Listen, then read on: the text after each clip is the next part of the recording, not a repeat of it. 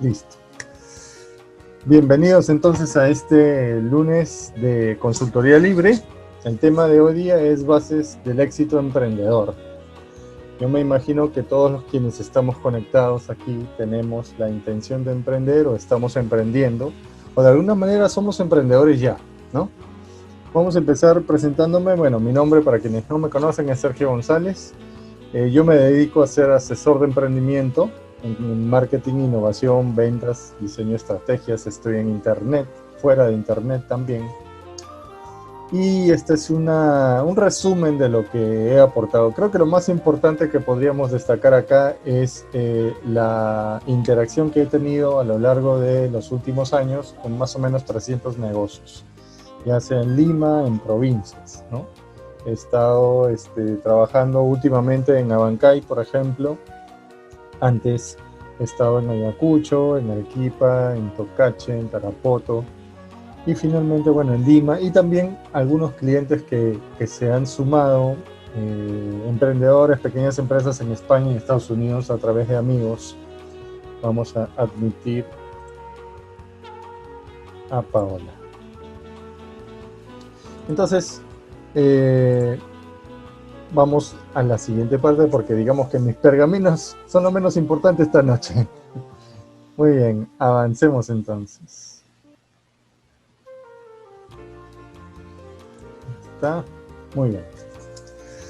Mucho de lo que se habla del emprendimiento en general tiene que ver con la parte negativa de emprender, con el fracaso de emprender. La mayoría dice, no sé si estarán de acuerdo ustedes. Hola Paola, ¿cómo estás? ¿Qué tal? ¿Me escuchas? Me imagino que sí. Hola Sergio, sí te escucho. Perfecto. Hola, bienvenida. Gracias.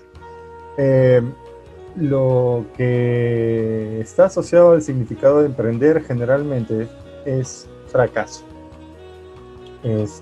Sobre todo en las etapas tempranas del emprendimiento. Pero a su vez también vemos grandes líderes emprendedores que tienen éxito mundial, global, ¿no? Y que nos impulsan a emprender. Estas preguntas son preguntas que me he ido haciendo a lo largo de 25 años de emprendimiento. Yo en realidad también tengo negocios que hago. Algunos no los comento, otros sí, otros los cuento, otros se los comento a otras personas para que generen también ingresos con ese tipo de negocio. O sea, trato de incentivar la duplicación. Ahora vamos a hablar de ese concepto. Entonces, nosotros alguna vez como emprendedores nos hubiéramos podido enfrentar, por ejemplo, a medir nuestro éxito con el éxito de otro, que es algo muy común y a veces podemos obtener sentimientos nocivos, ¿no? Es que otro tiene mayor éxito, ¿por qué yo no? ¿No? También podemos decir en algún momento, ¿sigo o no sigo? ¿Me detengo o no me detengo? ¿Realmente se puede tener éxito en el emprendimiento? Claro que sí, de hecho que sí. ¿Cómo es el camino? ¿Qué me espera? ¿Sigo metiendo plata? Yo tengo un emprendimiento que se llama Artes Unidas y Fernando lo sabe, que está aquí. Y cada vez fracaso menos, por decirlo así.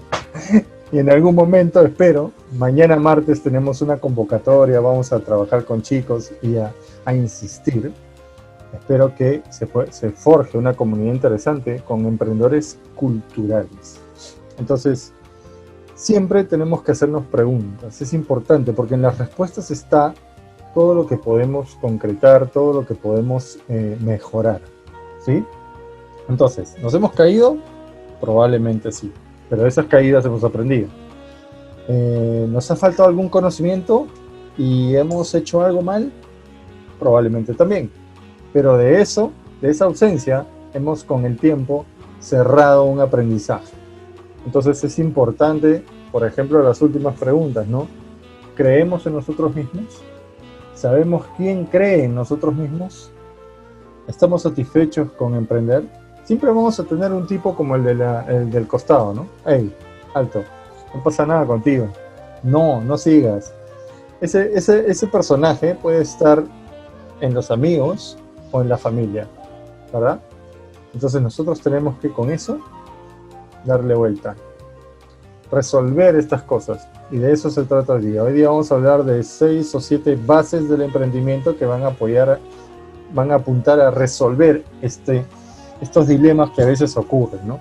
Y eso que aquí no está, el mercado falla, las finanzas fallan, los productos no se lanzaron bien, la competencia salió antes, alguien me ganó por puesto de mano, eligieron a otro, no me eligieron a mí, un montón de cosas más. Yo he intentado solo colocar preguntas que pueden derivar en otras, ¿no? ¿Hasta aquí tienen alguna consulta? ¿Algún comentario? ¿Alguna experiencia de repente?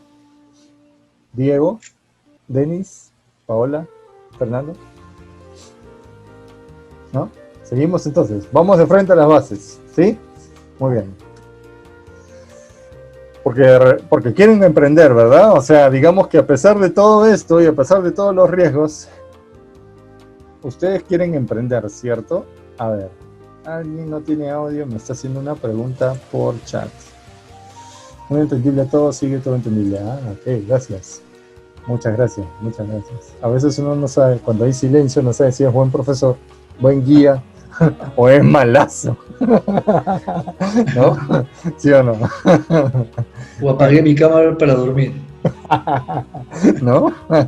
Vamos a seguir entonces con 2 preguntas más finales, ¿no? Si aún así queremos emprender a pesar de todo, entonces como que eso es importante, tenemos pasta, ¿no? Y si aún así sabemos que pueden haber riesgos, pero no nos importa, en la cara de la chica, ¿no? ¿Y qué va? ¿Qué más da, no? O sea, vamos a admitir a Zulemitai. Muy bien. Podemos, tenemos pasta, tenemos ganas, eso es importante, tenemos energías, ¿no?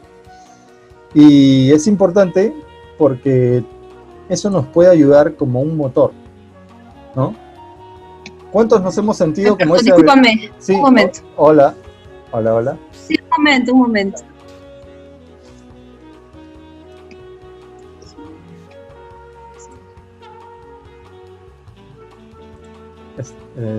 Zulemitai,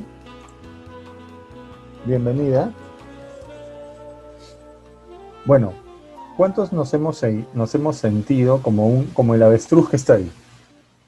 En algún momento de nuestra vida emprendedora. Uch, no quiero saber. La primera vez que a mí me fracasó la primera obra de teatro que hice, o el primer intento de vender, yo no sabía dónde meterme. La verdad que fue horrible. La primera vez que intenté vender algo, lo que ocurrió fue que yo estaba delante de 300 personas, mi jefe me había lanzado a exponer algo y yo no sabía qué había dicho, no lo había escuchado. Fue horrible.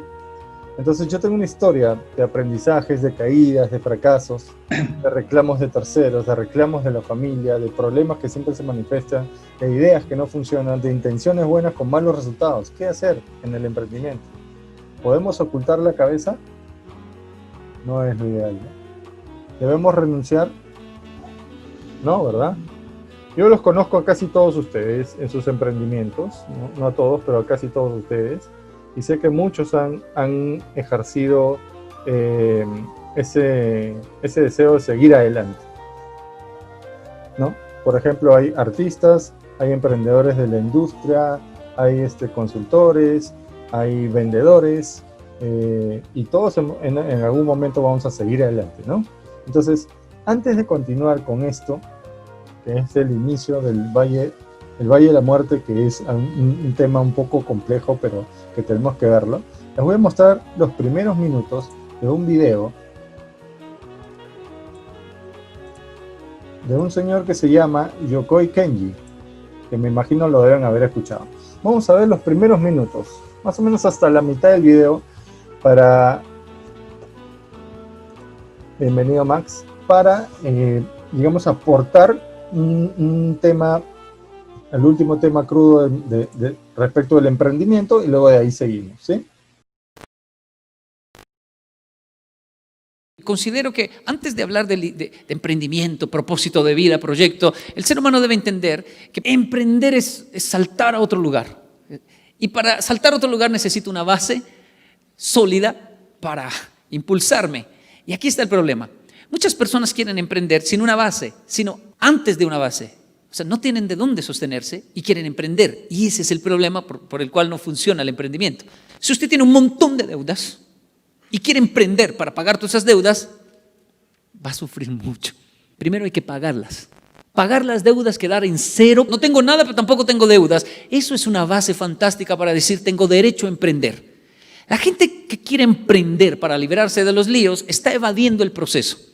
Y no es así. El emprendimiento nace de una plataforma para impulsarse. El propósito de vida nace de ser responsable. Otras personas quieren emprender para no tener que trabajar. Y ese es de los peores pensamientos del emprendimiento. Es que yo no quiero trabajarle a nadie. Qué triste eso que acaba de decir. Y hay gente que lo dice, yo nunca le he trabajado a nadie. ¡Wow! ¿En serio? Usted no sabe qué es lo que lo regañen a uno, que lo manden, que le digan para arriba, para abajo, que el cliente se ponga bravo y que uno tenga que dar. Eso es tan importante. Eso es lo que forma los cimientos de un buen emprendedor. No sabe lo que es ser un empleado, un mal empleado, un buen empleado, un excelente empleado. Es lo que nos da la autoridad para emprender. Hay una economía excelente en mi vida en este momento, pero es mía, no de mi hijo. Tiene que trabajar. Quiero que trabaje. Deseo que él emprenda y que tenga éxito en sus proyectos, pero mi papel, mi trabajo es indicarle, trabaje. Quiero que lo manden, que le digan para arriba, para abajo, para allá, no importa la economía que tengamos. Eso es importante, eso es vital, ¿sabe? No se puede emprender para evadir porque eso es pereza. Hay gente que emprende para no trabajar. La plataforma es saber trabajar. Yo sé trabajar, pasé muchas horas trabajando. Fui un traductor y también sé el tema del trabajo pesado. Fueron meses, años, demolición en Japón, terrible. Muy bien, muy bien. Hasta aquí creo que es suficiente. Luego comienza a contar una historia sobre su experiencia en Japón, ¿no? Sobre su experiencia en Japón. Entonces, el matiz de esta opinión, tiene que ver con qué se necesita para emprender. Y una de las opiniones es tener experiencia laboral. La otra de las opiniones es un poco la que difundimos en Overflow Emprende. ¿Qué se necesita para emprender? Trabajar en el concepto del emprendimiento antes de comenzar a dar pasos serios, ¿no? Como por ejemplo invertir. Y es posible. De hecho, todos tenemos competencias, capacidades que nos pueden ayudar a emprender. Todos podemos, de alguna manera, enfocar esto. La charla de hoy, para quienes recién se están incorporando, bienvenidos. Max, bienvenido a donde estamos. Acá está Renato. ¿Cómo estás, Renato? Bienvenido, hola. Entonces, al final somos Fernando, Diego, Denis, está Paola, Renato y Max en el orden de la cuadrícula. ¿Hasta aquí alguna pregunta? No, ¿verdad? Seguimos entonces. El emprendimiento tiene bases para lograr el éxito y la primera, que es la más de repente complicada de apreciar, de entender, se llama el Valle de la Muerte Emprendedor. Entonces, ¿qué significa? Que todo emprendedor debe ser consciente que los primeros momentos a nivel económico de un emprendimiento pueden ser duros porque hay que convencer a los clientes que nos compren. Luego de eso, esta curva que ven aquí, que va subiendo, esa curva, se va yendo hacia la rentabilidad, hacia la propiedad del negocio, es decir, tenemos menos deudas, los propietarios son los acreedores, tenemos menos inversión de terceros, los propietarios de repente pueden ser un socio que tenga mucho más participación que el otro, ¿no? Mayor propiedad, y vamos avanzando hacia la rentabilidad. La idea de hacer una empresa o de emprender en un negocio que se convierta en una empresa es obtener rentabilidad. Y la rentabilidad no es utilidad. Entonces, siempre que conversamos este tema, por ejemplo, con los chicos de pregrado de administración, con asociaciones de emprendedores o con emprendedores como ustedes, tenemos que hablar de las palabras clave que están ahí abajo. La inversión. Hay que identificar la inversión. Si tenemos una empresa que es algo así como nuestra misma persona natural, pero con negocio, y tenemos eso y queremos crecer, tenemos que identificar cuál es nuestra inversión para medir el crecimiento. En el análisis del concepto de Valle de la Muerte, nosotros tenemos que tener claro las palabras clave: inversión, gasto, utilidad, rentabilidad y propiedad. ¿De qué se trata esta curva? Nos sirve para entender qué tan dueños somos de nuestro negocio en función de las finanzas del mismo, en función del aporte de capital, en función de las deudas, en función de que nuestro negocio por sí mismo sea capaz de crear ventas que podamos utilizar para el negocio en sí mismo. Pero ¿qué ocurre? A veces algunos emprendedores sacan dinero de sus ingresos para incorporarlo en un negocio, o el negocio no da e insisten a pesar de que ya está quebrado. Por eso es muy importante enfocarse en las ventas, pero en las ventas con identificación de costo y gasto, ¿sí? ¿Alguien tiene alguna pregunta sobre esta base número 1? Como para ampliar el concepto. De hecho, hay un artículo en la página web de Overflow Emprende, lo voy a poner cuando suba el video, que se llama justamente El Valle de la Muerte Emprendedor, y analiza a detalle, tiene como 1500 palabras, analiza a detalle de qué se trata, y esto lo utilizan, por ejemplo, las empresas de capital semilla para invertir en los negocios que quieran levantar, dicho sea de paso, capital de trabajo para inversiones. Entonces, hoy día está muy de moda. De hecho, también se utiliza para los programas de emprendimiento en donde uno puede aportar una idea de negocio y desarrollarla, ¿no? Ponerla en un concurso. ¿Hasta aquí alguna consulta? Vamos a la base número 2. Vamos a la base número 2. Cualquiera me levanta la manito, o si no, habla en el chat y yo lo voy a leer, ¿sí? O desbloquea su micrófono y hace la consulta. ¿Ok? Muy bien. Seguimos. El aprendizaje emprendedor. Es súper importante porque, por ejemplo, lo que decía el consultor japonés del video al inicio, ¿no? Solo que muchos no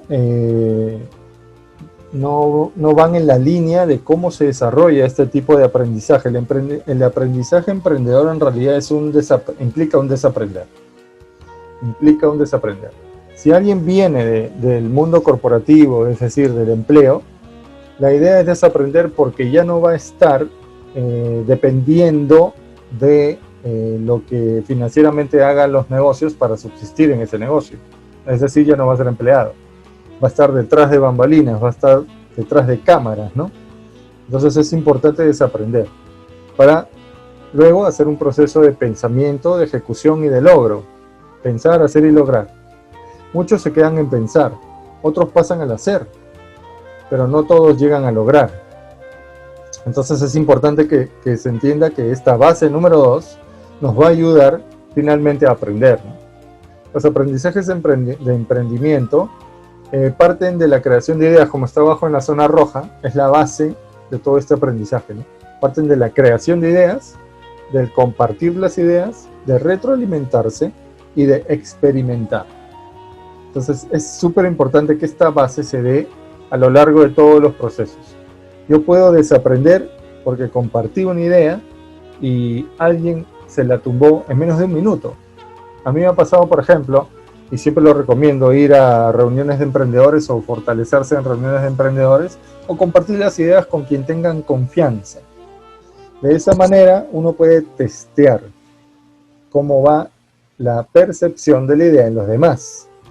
También me ha pasado que cuando hemos llegado a algún punto de desarrollo de un producto y hemos buscado retroalimentación ya directa en clientes, esto es parte, por ejemplo, de un proceso de innovación, hemos hallado que los clientes lo ven totalmente distinto a como lo veíamos nosotros en el equipo de diseño de un producto, por ejemplo, o un servicio, o con clientes mismos, clientes de consultoría, que luego llaman a sus clientes salen cosas que no van. Entonces, el emprendedor necesita ser consciente de este tipo de aprendizaje para aplicarlo. ¿Alguno de ustedes ha tenido alguna experiencia con este tipo de aprendizaje? ¿Sí? Puede desactivar su audio y hablar o aportar alguna idea, una experiencia. Nada, seguimos. Muy bien. Luego, la base número 3. La base número 3 es muy, muy importante. La mayoría de emprendedores no la aplica porque en realidad esto viene del mundo de las ventas, del mundo del emprendimiento macro, pero los que comienzan a crecer sí han aplicado esto. Se llama duplicar y eliminar. Y es muy sencillo. Si algo que funciona lo encuentras en tu camino emprendedor, en tu negocio, duplícalo. Ni lo pienses. No investigues más. Ya investigaste, ya analizaste. Esto funciona, duplícalo, duplícalo y duplícalo. Si encuentras algo que necesita rendir más, mejóralo. Piensa en eso, desarróllalo. De repente innova, aplica un proceso de innovación, pero mejóralo. Y lo más difícil, si algo no funciona o no mejora, elimínalo. Ahora, no estoy hablando de desaparecer gente, ¿no? Obviamente. Estoy hablando de eliminar un proceso. Ejemplo de la duplicación. Paola me pide un ejemplo de la duplicación. A ver, por ejemplo, mucho se duplica en ventas cuando un proceso de ventas de una determinada forma siempre termina en una venta positiva, en una ocurrencia de venta. Ese es un ejemplo básico y clásico, ¿no? Yo salgo a buscar un cliente y resulta que ese tipo, un perfil similar para mi producto, siempre me compra, ¿no? Eso debo duplicarlo. De hecho, el concepto de duplicación se aplica para la definición del mercado objetivo, que también es un tema que vimos en el lunes anterior, ¿no? Cuando se define a qué mercado voy a ir y el equipo comienza a irse hacia otro mercado porque ese otro mercado de repente le pidió una compra o le hizo un pedido, ¿no? Y no hay una claridad y no se duplica, puede uno comenzar a llenarse de clientes que finalmente se extinguen en el tiempo. Lo mejor que uno debe hacer es duplicar el enfoque hacia el mercado al que corresponde su producto o servicio.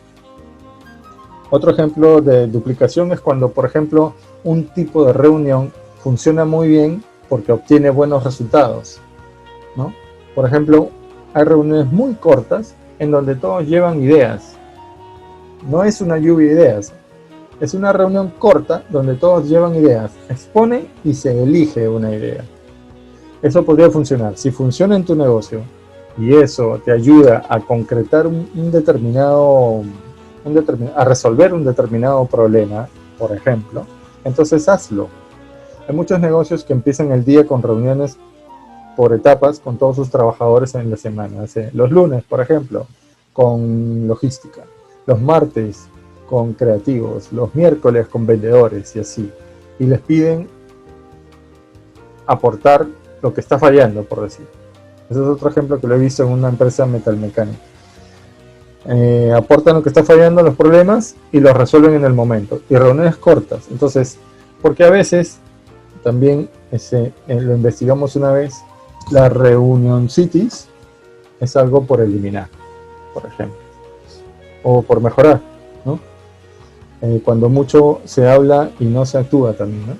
Hoy día, por ejemplo, en el teletrabajo se está ampliando demasiado los tiempos de trabajo y no se está ampliando en el mismo nivel los resultados. Mucha gente ya está hablando de que inclusive hay problemas anímicos alrededor del teletrabajo. Entonces allí hay muchos ejemplos, ¿no? Espero haber resuelto la pregunta. A ver qué dijo. Entendible todo. Sí, muy bien. Muy bien. No, hoy día no están habladores, así que están más de texto. Bien.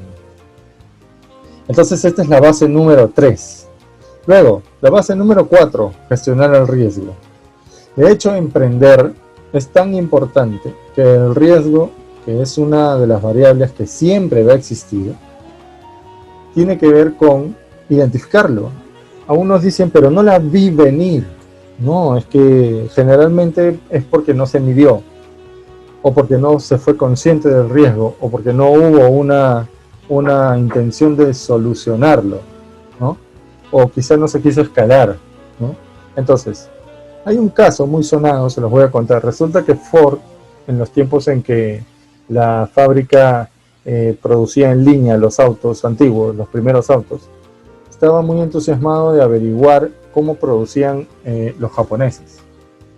Y Ford les hace un pedido de una maquinaria para sus autos y les dice, lo máximo que yo soporto es un 1% de error. 1% de error. ¿Sí? Y entonces, bueno, cualquiera pensaría que, ok, van a venir las piezas y el 1% va a fallar. Cuando la descubra, la cambio por el 99% que no falló, ¿verdad? Pero los japoneses les mandaron una caja completa con 99% de éxito y le mandaron una cajita con 1% de fallas. ¿Sí? Entonces, eso quiere decir que controlaban el error, controlaban el riesgo. Y de hecho la industria japonesa controla la calidad, en ese caso, ¿no? En el riesgo de fallar en la producción. Hay muchos casos más, por ejemplo, cómo controlar el riesgo. Otro caso, me acuerdo mucho, Dell Computers. Una vez el dueño de Dell estaba haciendo una presentación en su computadora y la computadora explotó. ¿Se imaginan eso? El video estaba a nivel mundial. ¿Y qué hizo el dueño de Dell? Bueno, creó un blog que se llama Dell en llamas. Y volteó el tema, ¿no? Lo volteó a favor. Y entonces comenzó a solucionar uno por uno todos los problemas de las computadoras que también se iban quemando o que iban fallando.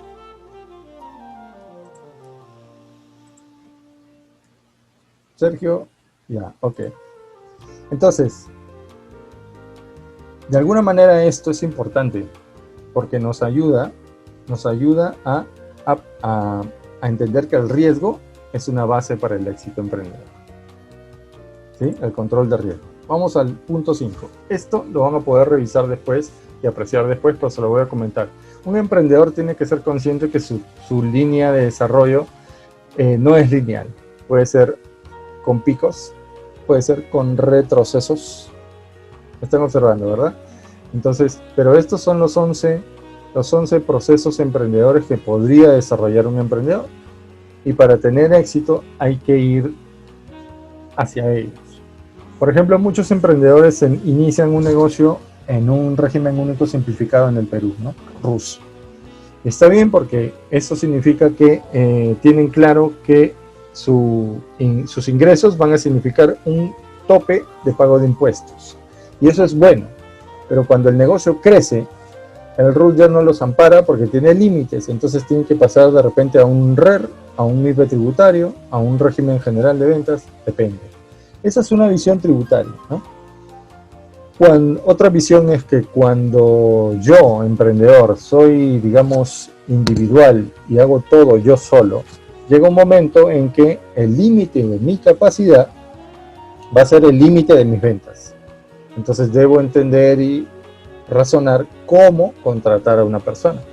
Esos dos ejemplos nos ayudan para más o menos comprender de qué se trata un proceso emprendedor. Y es importante hacerlo porque cuando uno no crece, no delega, no amplía su equipo, se reduce. Entonces, estas 11 etapas están descritas en un artículo en overflow.pe que habla sobre el desarrollo del proceso emprendedor. Y lo importante es que la base de todo está en delegar. Gastón Acurio lo dijo hace muchos años, ¿no? Cuando hablaba de cómo hacer crecer a los restaurantes, decía, deleguen.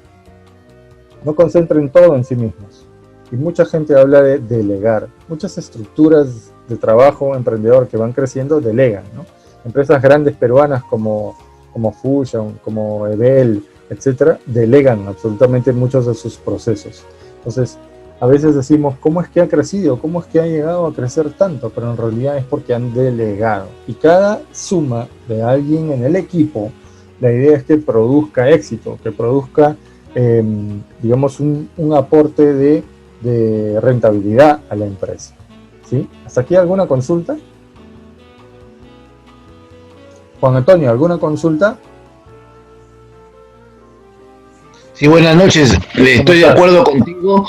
Buenas noches con todos los presentes. Sí, estoy de acuerdo contigo que delegar es algo vital. Lo llamo vital. Por experiencia propia, si yo no hubiera delegado todo lo que en la organización hemos hecho, no hubiéramos crecido.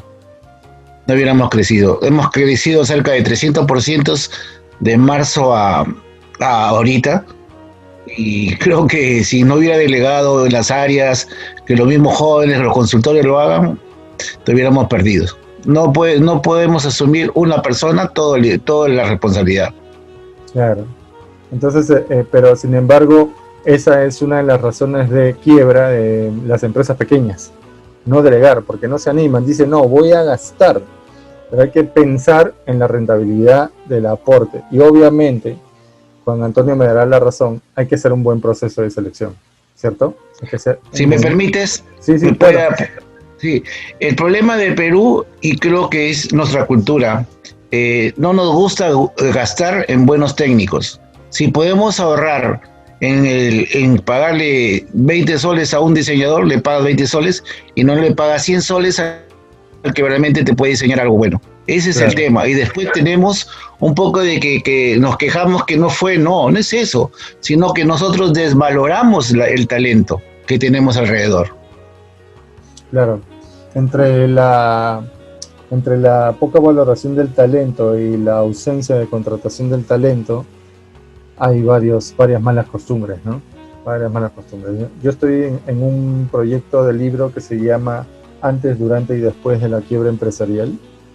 Y esa costumbre de contratar por debajo del costo, que genera una serie de inconvenientes hasta en la demanda nacional, en el Producto Bruto Interno, que es como una caída de naipes, ¿no?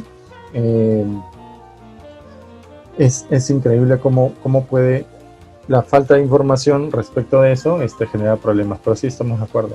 Vamos a la base número 6.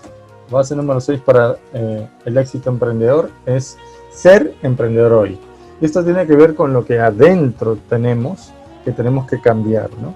Para desarrollar un perfil que aporte al emprendimiento. Por ejemplo, necesitamos ser investigadores del mercado. En general investigadores, pero digamos, si vamos a emprender, tenemos que entender la demanda y su comportamiento. Necesitamos apegarnos a un concepto muy interesante que se llama concepto de mente millonaria. No pelearnos con el dinero, ¿no? Hay mucha gente que dice el dinero es malo, los empresarios son los malos. Siempre leo cosas sobre eso, ¿no? Alrededor de la Confiep y etcétera, que seguramente tienen algunas conductas que no son adecuadas. Pero en el emprendimiento, digamos, coherente y adecuado, la idea es que el dinero trabaje para uno, ¿no? Y que no tengamos una disociación con el dinero. No lo veamos malo, porque al final no ayuda a la felicidad completa, pero promueve y ayuda y es la forma de intercambio que tiene la economía. Entonces, si esa es la forma, tenemos que ir hacia temas como finanzas personales, temas como ahorro, identificación de los costos y tener conciencia del dinero para que no entre en la empresa y se vaya como agua, ¿no? Entonces, tenemos que tener, y yo creo ese enfoque, y me parece que el concepto de mente millonaria, que lo pueden googlear y hay un montón de videos de expertos. Al principio yo no lo entendía bien, pero la verdad que es como que ir en contra de muchas costumbres, como la frase del trabajo duro, como la frase de que si no sufres no ganas, etcétera, que están clavadas por educación, ¿no? Luego, debemos producir soluciones. Muchos emprendedores producen, valga la redundancia, productos o servicios, pero no tienen perfil de solución. Son simplemente intenciones de oferta, por llamarlo de alguna manera, ¿no? Pero no se han puesto a pensar en qué solucionar, a quién solucionar, ¿no? y luego ser un comunicador y vendedor eficaz. Obviamente tenemos que saber presentar nuestro modelo de negocio y nuestra idea de negocio con entusiasmo, con pasión y con todo eso, ¿no? Finalmente debemos utilizar, y son 5 nomás, ese 6 se pasó, utilizar y aprender sobre tecnología. Hoy día estamos ahorita en una plataforma que a muchos nos ha costado aprenderla rápido, ¿no? Y a otros han tenido mayor capacidad, pero al fin de cuentas, esta es una, hay como 12 parecidas, ¿no?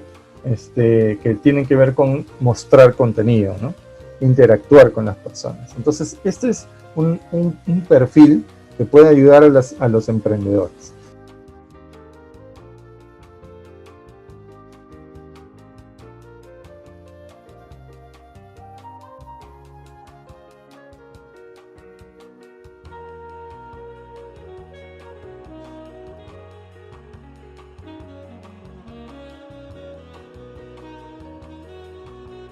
Es la formalidad con SUNAT y la formalidad en general si es que tienen un local comercial, ¿no?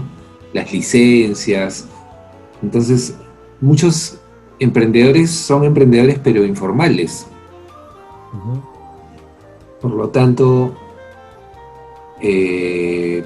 no sé hasta qué punto emprenden sin informarse en cuestión de qué tan difícil es ser formal. O sea, como si de antemano por default emprenden informales y no se han informado sobre, no sé, tal vez el Estado tiene alguna salida, ¿no? Y alguna salida para que empiecen formales. Uh-huh. Te voy a responder, por ahí va la pregunta, ¿no? Te voy a responder y luego vamos a ver la pregunta de Diego, ¿sí? Que ha levantado la mano. Creo que Diego ha levantado la mano, ¿verdad, Diego? Sí, muy bien, te voy a responder. Cuando yo empecé a emprender también tenía la misma sensación. En realidad yo decía lo que muchos repetían, ¿no? El Estado me pone trabas. En los negocios en general hay que hacerlos de tal forma que eso es complicado. Emprender es complicado, poner un local es complicado. Asociarse con la SUNAT, estar en la SUNAT es un lío tremendo. Me van a embargar. O sea, pero en realidad lo que yo aprendí es que yo estaba equivocado, ¿no? De hecho, hacer un buen negocio no significa que te van a embargar. O sea, la SUNAT no te embarga porque hagas las cosas bien. Te embarga porque haces las cosas mal. O sea, te embarga porque de repente no cumples con el pago de impuestos, etcétera, ¿no? ¿Por qué? Porque, por ejemplo, hay mucha gente y yo me incluía en esa época, tuve un negocio que quebró por eso, es que yo utilizaba el IGB para seguir pagando a la gente, porque no tenía ingresos. Pero cuando me di cuenta que el error era justamente que no era que no tenía ingresos, sino que no hacía más esfuerzo por vender. Y de repente tampoco era que hacía más esfuerzo por vender, simplemente que no había diseñado bien mi producto. Y no tenía un mercado que me compre en volúmenes suficientes para sostener todo ese gasto. O de repente, Renato, lo que había hecho era hacerme de tanto gasto innecesario,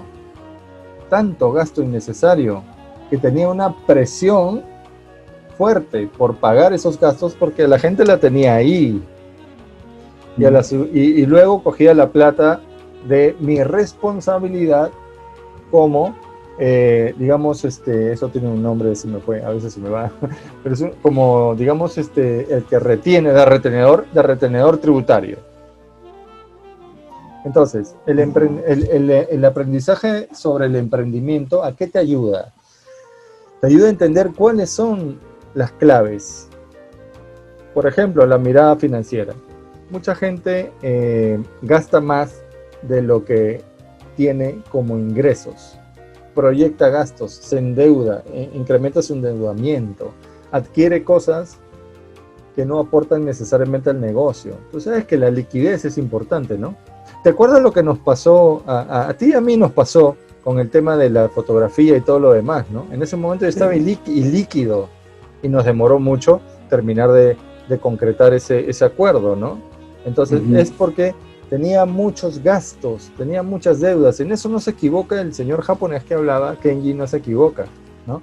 Tenía muchos gastos, muchas deudas. Entonces, los emprendedores que no están acostumbrados a tener una reducida y eficiente estructura de gastos, suficiente, adecuada, ordenada, tienen problemas con la SUNAT, porque es una consecuencia lógica.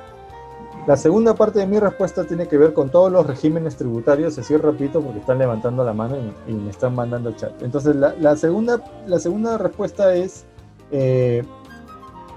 tiene que ver con los regímenes tributarios. Hay mucha gente que ha elegido mal el régimen tributario donde está y también no utiliza todos los beneficios que tiene su régimen tributario. Y además no conoce que puede estar en varios regímenes tributarios y tener un apalancamiento financiero en los bancos para poder hacer rentable un negocio o expandirlo. Pues esa, ¿cómo lo puedo decir? Esa información financiera, bancaria, tributaria, que ni siquiera se enseña en los colegios o en las universidades, tanto como para que la tengamos así, al dedillo, a la mayoría se le va. O no la conoce. Como tú decías, de repente es algo que el Estado tiene, no la conoce. Por ejemplo, cada cierto tiempo, en un artículo sobre el REMIPE, el registro de las MIPES, que tiene muchas ventajas durante 3 años para las empresas, cada cierto tiempo me preguntan en un artículo de Overflow PE, de Overflow PE, en un artículo me preguntan cómo hacer para registrarse, etcétera, ¿no? Esa, por ejemplo, el régimen de ese registro tributario para empresas, pymes y micro y pequeñas empresas, tiene muchísimas ventajas, incluyendo calendarios de pago más flexibles, por ejemplo, ¿no? O participar de las compras del Estado con prioridad. Yo he visto emprendedores que han hecho buena riqueza siendo admitidos porque cumplen con todas las especificaciones. Entonces sí, hay soluciones, pero creo que es falta de información y costumbres financieras no muy buenas. No sé si he respondido. Sí, claro. Gracias. Diego, coméntame tu pregunta. Bueno, más que una pregunta, es estar de acuerdo con ambas partes, tanto como de Renato como de su persona, Sergio. Creo que es cierto, o sea, hace poco fui a SUNARP, estaba emprendiendo un nuevo negocio quería emprender un negocio sobre un restaurant y de hecho, fui y, porque sabía que yo, por los estudios que llevo, sabía que tendría que abrir una empresa formal y poder pasar a los registros públicos, ¿no? Pero muchas veces esto nadie me informaba, o sea, tal vez yo por mis conocimientos lo sabía, pero de hecho esto ocurre bastante en la informalidad del Perú y es algo que a todos temen porque dicen, bueno, voy a pagar cierto porcentaje, voy a perder cierto dinero, pero es mentira, o sea, no es tanto así, sino por ejemplo en el RUS hay veces que tú tienes que pagar solo 20 soles al mes, ¿sí? Y es un derecho y tú vas a estar tranquilo, incluso en el RUC también, si es que tú no vendes nada, no tienes que pagar ningún porcentaje. Claro. Pero también nos asusta, creo, también tener los libros contables, porque muchas de las personas no sabemos sobre esas cosas. Entonces creo el hecho de que el Estado promueva esto, de hecho, como tú dices, no debería incluirse en los colegios, porque esto viene de pequeños, o sea, incluso en la secundaria nos deberían enseñar con un poco más de madurez sobre emprendimiento, o sea, que es algo que nos va a ayudar para siempre en la vida, diría yo. Sí, Diego, es así. Mira, yo tuve la experiencia en la Asociación Cristiana de Jóvenes de tener un curso que se llama, me pidieron un curso de emprendimiento y le puse pequeño emprendedor. Soy pequeño emprendedor. Y la idea era desarrollar ideas de negocio pequeñitas, ¿no? Y simular. Yo me centré en vender, porque yo creo que de todas las cosas que hace un emprendedor, que hace muchas, vender, que ya está considerado una habilidad blanda que genera éxito en la persona, y todos vendemos, dicho sea de paso, vender es fundamental. Si tú no sabes vender, no puedes hacer nada. Ahora, para comentar algunas cosas que he memorizado lo que dijiste, registros públicos. Sí, cuando uno disocia la propiedad, su propiedad, y crea la tercera persona, que es la empresa, la persona jurídica, toma la mejor decisión. Yo sé que hay regímenes que has mencionado como el RUS, el RER, el RUS, este RUC que puede sacar el RUC 10, ¿verdad? Que puede sacarlo como régimen empresa de persona natural con negocio en 2 o 3 regímenes, en RER, en régimen general y en MIPE tributario. Existe eso. Pero si no tienes una cultura financiera, si no tienes un conocimiento sobre lo que hablábamos con Renato, si no tienes todo eso, te caes, te viene un problema. Y si no hay asesoría, y además algo fundamental que has mencionado, que yo lo veo mucho también en consultoría, que es el temor. O sea, yo hablo de finanzas, hablo de SUNAT y todo el mundo le da miedo, ¿no? Y todo el mundo dice no, hay mucho bloqueo. Y sí, los pequeños deberían empezar a entender cosas como cómo funciona el dinero, la economía, la rentabilidad, la utilidad, sin dejar el lado humano, porque creo que también la economía se ha vuelto muy deshumanizada, ¿no? Pero bueno, ese es un tip por ahí para apuntar, ¿no? Entonces sí, hay mucha información. SUNAT también. Yo un buen profesor tributario tuve que decía, la SUNAT está hecha para pescarnos. Pero aún así decía, estudien todas las normas tributarias que puedan tener, porque ese estudio en el emprendedor, por eso decía investigador, tenemos que ser investigadores, ese estudio es fundamental.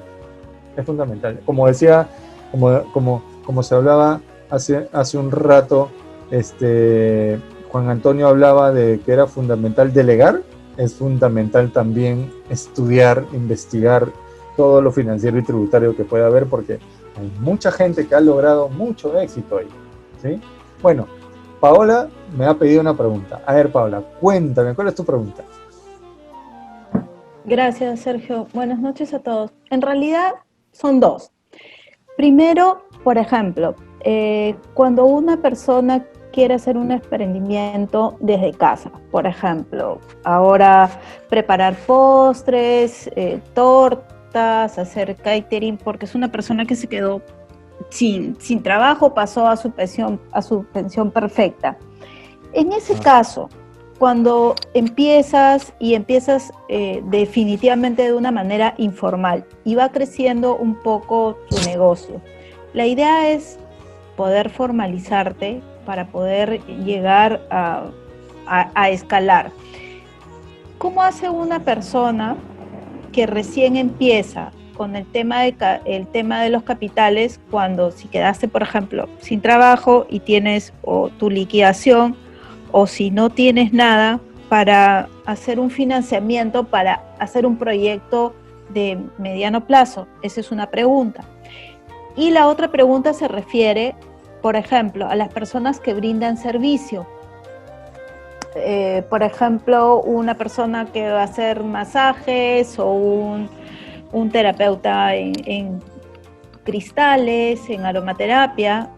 ¿Cómo hace si recién está empezando? ¿Qué es lo que tú sugieres para esta formalización y que pueda llegar a escalar también en el tema de negocio a largo plazo, para realmente ser formal y aportar al país como corresponde? Ok.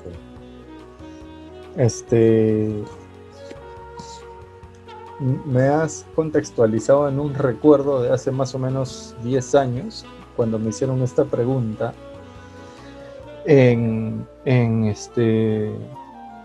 CIDEPUC, en un curso sobre marketing digital, y yo no supe qué decir.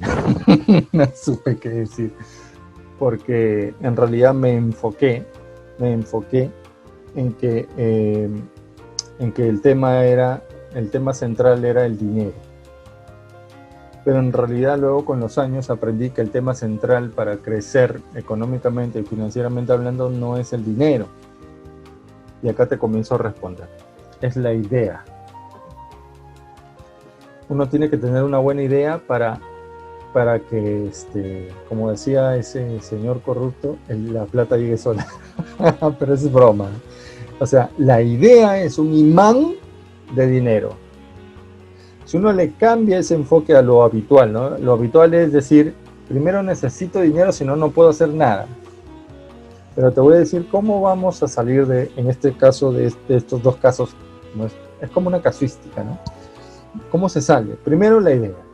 ¿Okay? Una persona que perdió el trabajo y no tiene dinero. Pero mira, perdió el trabajo, pero ahí ¿cuánta gente hay alrededor de su trabajo, ¿no? Alrededor de su universidad o instituto, alrededor de su barrio, alrededor de sus amigos, de su familia, etcétera? Hay personas. Por eso yo decía, vender es la mejor capacidad que podemos desarrollar. Y con la idea, la persona que quiere hacer y conozco el caso, se me acaba de venir, hay una chica que ha perdido el trabajo, la han sacado del trabajo porque la empresa cerró y está haciendo postres justamente. Y lo primero que hizo fue llamar a sus amigos. Yo no tengo plata, pero pongo la cocina, porque la tengo, mi cocina. Tú le dijo, tú sabes cocinar postres, y haces postres riquísimos, y tú manejas las redes sociales y eres diseñador. Entonces, después de la idea, uno le debe sumar capacidades potenciales, o sea, todo lo que sabemos hacer. Hasta ahí no hay dinero. No hay dinero. Pero ¿cómo se crea el dinero? Sumando la idea, con ese potencial hacer, con eso que sabemos hacer, y desarrollando una oferta. Una oferta que sea coherente, consistente, adecuada, que sea un satisfactor. Es decir, que haga clic, que enganche. Y con eso, potencialmente, cualquier persona que no tiene dinero, pero que tiene capacidades, puede salir adelante. Y hay algo que es transversal, que lo he dicho, pero que no lo he enunciado. A ver quién adivina. A ver tú misma, Paola. Algo que es transversal en ese caso que estoy diciendo. Creo que Paola no me escucha. No sé, a ver, Sergio. La asociatividad. Ok, sí. Eso es el transversal, es el hilo que une todo eso. Por eso hay muchos emprendedores que nacieron en garajes y ahora tienen dueño de Facebook, el dueño de Airbnb, que ha recibido un golpe tremendo con la pandemia, pero ya está subiendo, ya está mejorando, porque la idea es su fortaleza. Entonces, yo siempre digo, cuando aprendí eso, en un curso del CIEPUC de Design Thinking, el Design Thinking es emocionante, o sea, es una cosa que debemos aprender los emprendedores también. Uno revoluciona la cabeza, o sea, se le quitan muchas cosas, ¿no? Reconstruye los procesos por los cuales un emprendimiento puede ser exitoso. Y yo asesoro mucho con eso. Entonces, el dinero, ¿no? Ahora, hasta en el caso más complicado, tú debes ver quién tiene lo que necesitas. Hay un youtuber en la India, el otro día estaba viendo y me quedé a la mitad del caso de este chico, un youtuber en la India, que lo único que tenía era su celular. Y en el tiempo que le duraba los megas, hacía 2 videos. No podía hacer más durante el mes. Pero ha crecido un montón. Ese caso voy a escribir un artículo en la web porque lo tengo ahí en borrador, he visto el video y es increíble cómo hizo. Con cañas, con cañas y con el único foco que tenía en su cuarto y que la electricidad la tenía por horas. Mira, con tantas limitaciones, él hacía un video y se ponía un pantalón acá y simulaba tener un terno y hacía un video cortito y hablaba de lo que él quería para su comunidad. Entonces, se puede. El tema es que el emprendedor tiene que vencerse a sí mismo acá también. Entonces, el servicio de hacer tortas existe. Hay una persona que lo ha hecho, ha perdido el trabajo, la empresa cierra, ni siquiera hubo Ni siquiera hubo, tú mencionaste una forma de lo que ha utilizado el gobierno para paliar un poco el tema de las empresas con problemas de ventas, ¿no? Suspensión perfecta. ¿Qué La pasa? suspensión perfecta. Sí, pero hay personas que han entrado a suspensión perfecta y luego cuando les ha tocado reincorporarse les han dicho hasta Chao. aquí nomás. Conozco varios casos varios. de esos, ¿no? Y hay quienes han entrado a suspensión perfecta y hasta ahora están esperando 2 meses de pagos y no llega. También. Sí, lamentablemente. Pero el emprendedor tiene que tener un poco la fría convicción y capacidad de tener al lado lo que perturba y concentrarse en lo que aporta a su enfoque emprendedor, ¿no? Y la asociatividad es buenísima. Hay un artículo sobre asociatividad y hay un video sobre asociatividad de un chileno que logró vencer a la Coca-Cola en Chile asociándose con mucha gente en el canal retail con una, así como los añaños, por ejemplo, los añaños son otro caso. Han superado son de Ayacucho, si no estoy mal. Yo he leído el caso en varias opciones. La idea, la capacidad, la asociatividad, una buena oferta, una buena búsqueda de mercado y salir a vender. Y hasta ahí no gastas nada. Por ejemplo, hoy en día la innovación, con las herramientas de innovación uno puede desarrollar una idea de negocio con el esquema de modelo de negocio y salir a vender en Facebook. Y basta que tengas un cliente para que dupliques el éxito.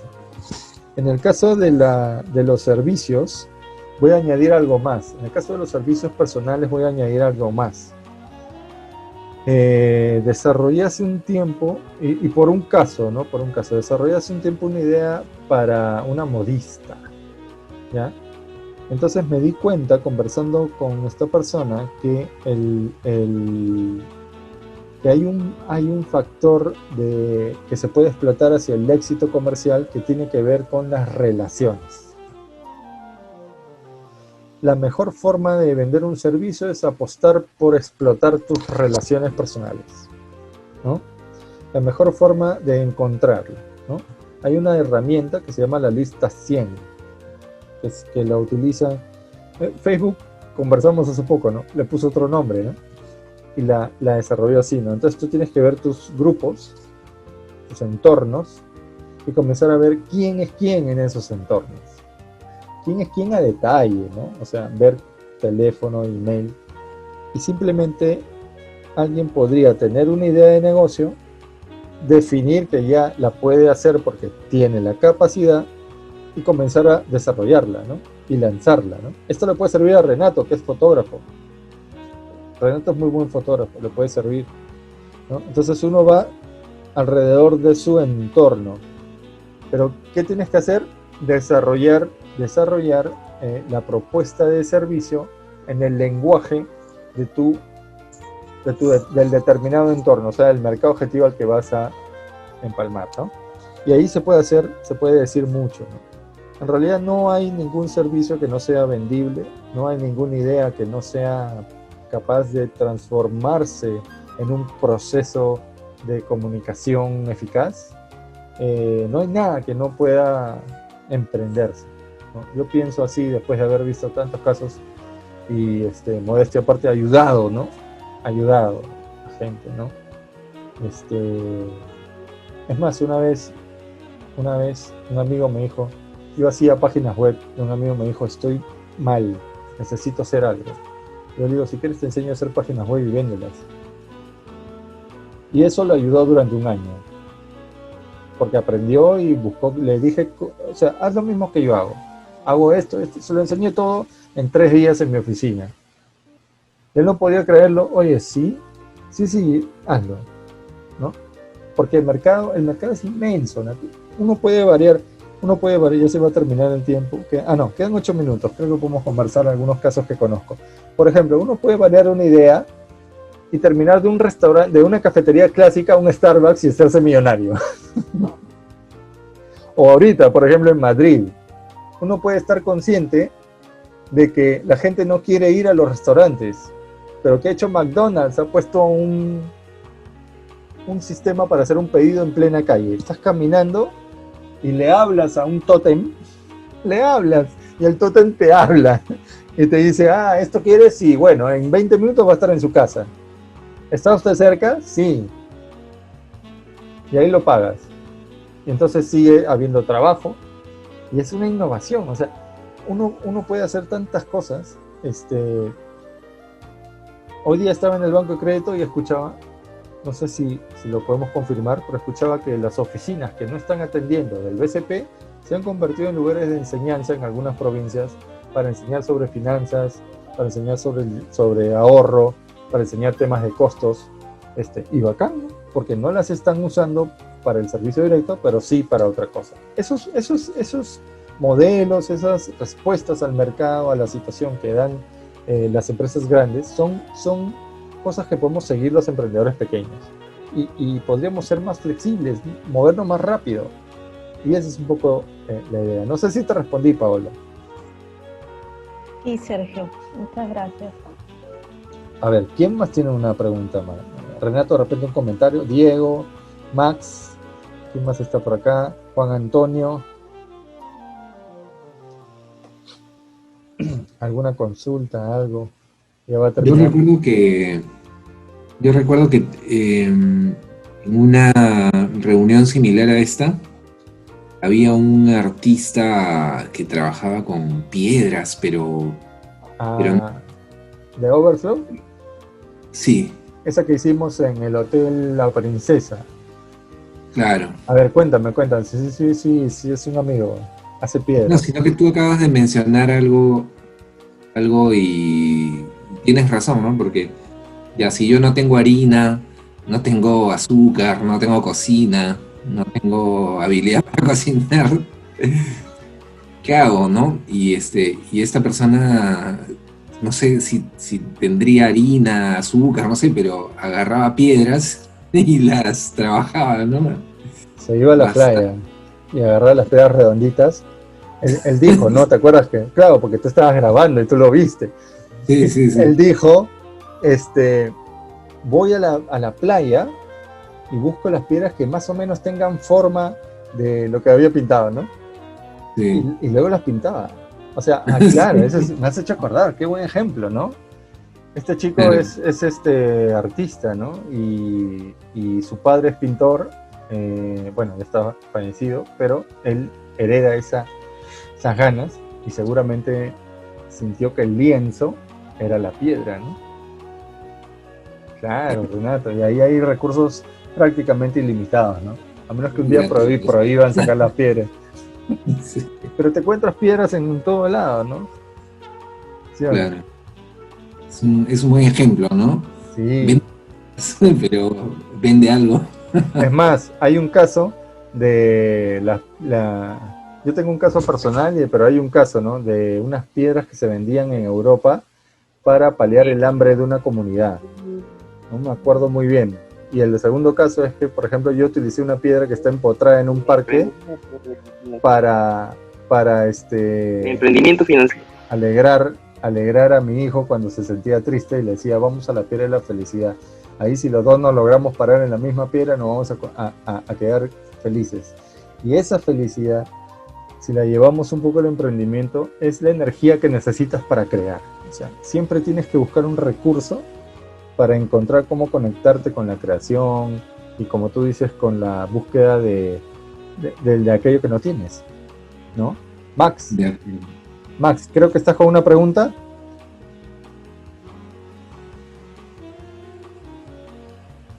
Max. Hola, Max. ¿Qué tal, Jorge? ¿Perdón? Sergio, ¿me escuchas ahí? Sí, te escucho. ¿Me escuchas? ¿Me escuchas? Sí, totalmente. Ah, ya no, estaba tomando nota de unas cosas que estabas haciendo. Ah, perfecto. Juan Antonio, ¿alguna pregunta? ¿Algún comentario? Bueno, sí, agradecerte el tema que lo has tocado. Es un poco también contarte que uno sí emprendedor toda la vida, ¿no? Porque siempre en la universidad buscábamos tener un poco de recurso, como se llama un recurseo, ¿no? Siempre ese es el tema. Ahora ya se llama emprendimiento, ahora ya son las incubadoras, pero yo me acuerdo que quería irme a comprarme unas zapatillas y ¿qué hacía? Por ahí mismo barría, limpiaba, ayudaba, me generaba el ingreso y me compraba mis zapatillas, pues no, por ahí, ¿no?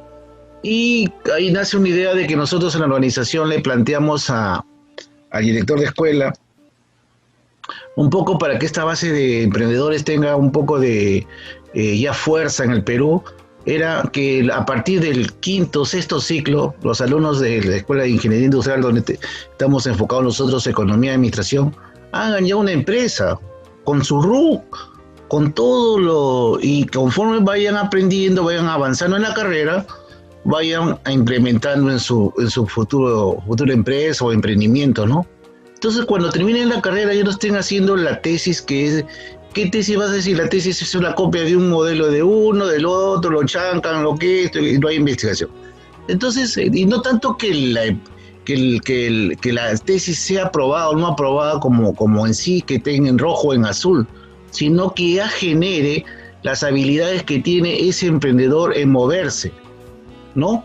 Entonces, ¿qué no va a permitir con eso? No va a permitir que la base tributaria aumente, que aumente el mercado, que haga flujo de dinero, que la SUNAT se robusteza y que haya estos temas que haya profesionales en el emprendimiento, den cátedra ya en las universidades. Y eso bajar hacia los institutos, bajar a los colegios. Entonces ese es el nivel que debemos hacer las líneas transversales, ¿no? Exacto. Esa es una propuesta que ya la tenemos nosotros y con documentos lo hemos hecho, porque estamos cansados del Perú de echarle la culpa al gobierno, y eso no es la manera.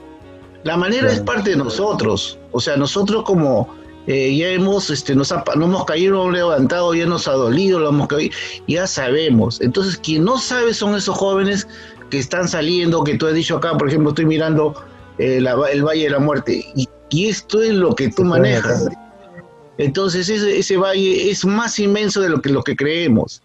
A eso hay que agregarle... Hay que llegar a esa transversalidad. ¿Qué hay que agregarle? En el último minuto, hay que agregarle el compromiso de todos, ¿no? Ese es el tema. Hay que agregar el compromiso. Sí, emprendimiento es compromiso con uno mismo, con el Perú, con el país, como mencionaba Paola. Hay que ser buenos ciudadanos tributarios también, ¿no? Hay que ser coherentes y honestos, ¿no? Entonces, bueno, les agradezco a todos. Me he sentido muy bien en este segundo lunes de Consultoría Libre. Se ha concretado la idea. Hoy día hemos tenido 2 sesiones en una con aportes. Así que, bueno, muchas gracias. Muchas gracias a todos y los espero ver en la próxima edición. Chau. Gracias, Sergio. Bye. Gracias a todos.